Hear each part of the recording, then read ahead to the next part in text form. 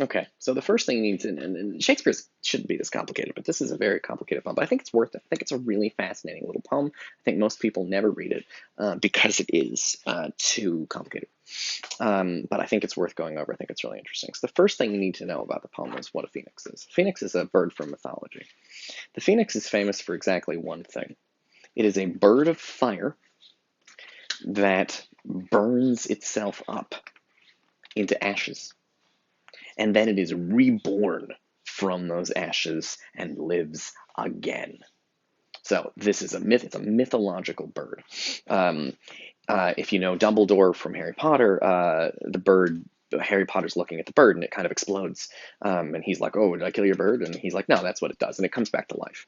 If you know your X-Men comic books, which I am a big fan, Jean Grey, the Phoenix, I have a Jean Grey tattoo right there. Jean Grey is a superhero. She has a telekinesis and telepathy. From the X-Men. Her sort of superhero code name, she's had a couple, but we will not go over that now. But her sort of superhero code name was the Phoenix. And very famously in the comics, the Phoenix Force is this kind of cosmic power that possesses her and makes her super powerful. But it's like maybe it's more than she can control, and she did some bad guys turn her evil, and it's a whole thing. The point is that in the comics, Jean Grey dies in fire, and she comes back to life. Just like because she's named after the phoenix, and so she's like the phoenix. She has flame powers. She has like flames around her. On my tattoo, I can't really see it, but on my tattoo, she's got like Jean Grey has famously red hair, and on my tattoo, she's got like flame hair because the phoenix is known for flames. Jean Grey also dies and is resurrected. Okay, so that's the phoenix. Turtle dove is just a regular turtle. So let's take, sorry, not a turtle. Turtle dove is a regular dove. Um, but every time, do not picture a hard-shelled lizard. It's going to really mess up your understanding of this poem. Okay, let's try the poem out. So, the first sentence is the first stanza. We can handle this. Let the bird of loudest lay on the sole Arabian tree herald and sad trumpet be, to whose sound chaste wings obey. So the first thing is somebody is instructing these birds, and the first instruction is to let the bird of loudest lay, meaning let's let the bird who can sort of sing the loudest, who has the loudest sort of tweets, I guess. When birds make noise, what do you call that? I don't know. Let the bird of loudest lay. Let the bird that can make the biggest sound on the sole Arabian tree herald sad, and trumpet be. So we're going to let the loudest bird call the other birds with its loud voice. It's going to be like a trumpet, and a herald is when you announce something.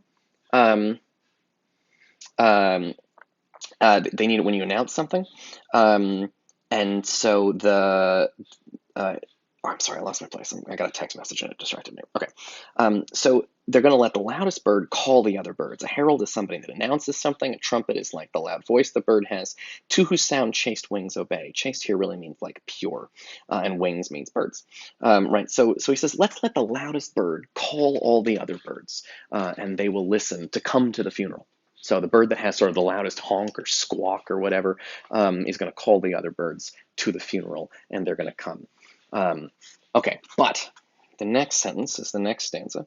But thou shrieking harbinger, foul precurrer of the fiend, augur of the fever's end, to this troop come thou not near. So they want the super loud bird to be the herald, and to be a trumpet to call the other birds. But the shrieking harbinger, they don't want. To this troop come thou not near. This is the owl. The owl shrieks, the shrieking harbinger, because owls are considered to be spooky and kind of bad luck. If you know Twin Peaks, owls are spooky. But if you've ever seen a horror movie, owls show up in there. Because they're night birds and they got giant eyeballs and they can rotate their head all the way around, and they're kind of spooky. So they say the owl's not allowed to come because owls were considered to be kind of bad luck. But thou shrieking harbinger, foul precurrer of the fiend. The fiend is Satan. Precurrer is to sort of come before. So this bird is the owl is like the thing that you hear before you see Satan. So they don't want this guy at the funeral.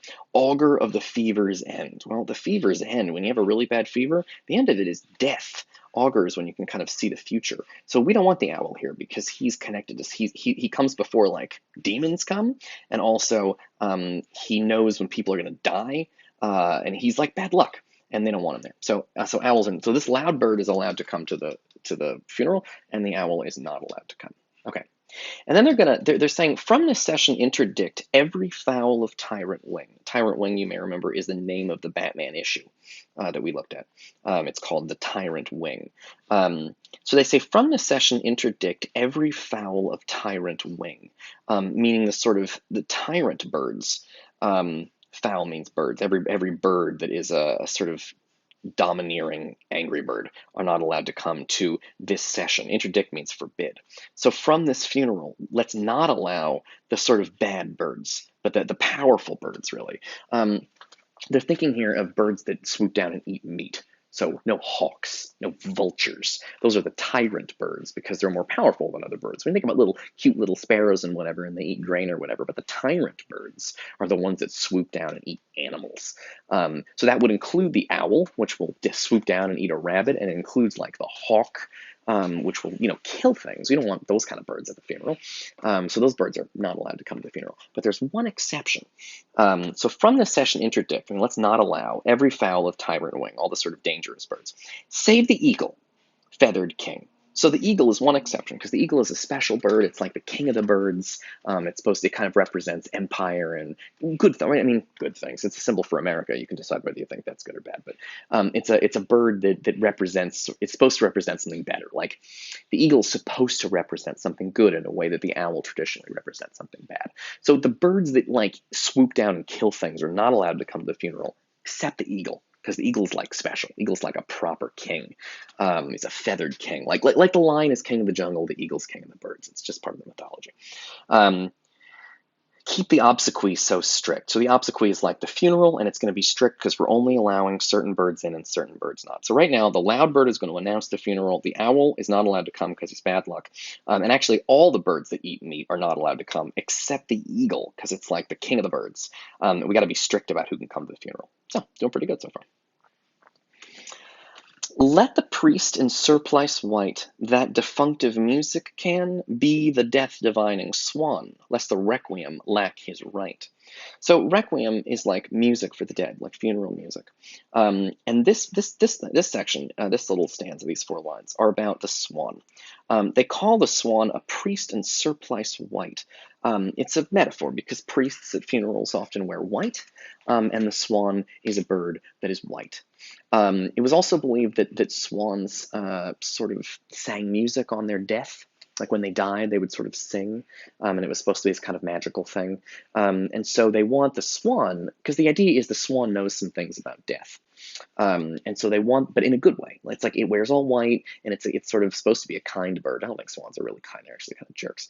But the swan is allowed to come because the swan is basically like the priest at the funeral, and the swan is also going to sing music at the funeral. We want to make sure that and the swan is death divining because it sort of knows things about death, and it can sing defunctive music. That's like special death music, and it's like a priest. And so we're going to allow the swan to come, lest the requiem lack his right. So we're going to make sure the swan can come to the funeral.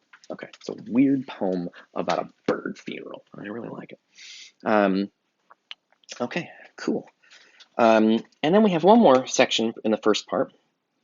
And thou treble-dated crow, that thy sable gender makest, with the breath thou givest and takest, mongst our mourners thou shalt go. So crows are allowed to come.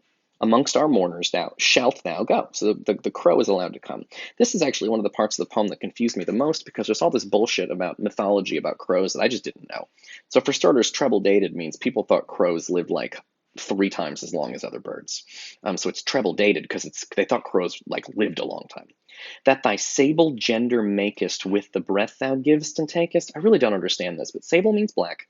Gender is kind, meaning like type of bird. We use gender to mean men or women, but that's the idea. It means type. It's related to the word genre. The gen is the same in both words. But the crow lives a long time, and thy black kind the crow makes with the breath thou givest and takes. For some reason in the Renaissance, they thought crows lived a long time, and then also crows could kind of breathe and create other crows. I don't know where they got that from. I never heard that before. It's fucking weird. But they decide that crow is allowed to come to the funeral. Maybe because it's wearing black already, because crows are black. But they decide that crow is allowed to come to the funeral. And that is the end of all of the animals that are allowed to come and not come. All the birds that are allowed to come and not come to the funeral. And I'll see you guys in the next video.